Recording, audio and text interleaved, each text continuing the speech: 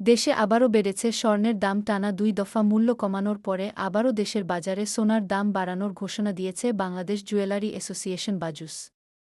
নতুন সিদ্ধান্ত অনুযায়ী প্রতিভরি ১১ পুটকি ৬৬৪ গ্রাম ২২ ক্যারেটের সোনার দাম ১,৬৩৩ টাকা বাড়িয়ে ভ্যাটসহ ২,২১,৪৪১ টাকা নির্ধারণ করা হয়েছে। আজ মঙ্গলবার ২১ জুলাই সকালে বাজুস বিজ্ঞপ্তিতে জানা 10:30 থেকে নতুন দাম কার্যকর হয়েছে। সংগঠনটির ভাষ্য, স্থানীয় বাজারে পিওর গোল্ড দাম বৃদ্ধি পাওয়া সার্বিক পরিস্থিতি বিবেচনায় এই মূল্য সমন্বয় করা হয়েছে। নতুন দামের প্রতি বড়ি সোনার মূল্য ২২ ক্যারেট ২,২১,৪৪১ টাকা, ২১ ক্যারেট ২,১১,৪৬৮ টাকা, ১৮ ক্যারেট ১,৮১,৬০৮ টাকা, সনাতন পদ্ধতিতে ১,৪৮,৩৬৬ টাকা।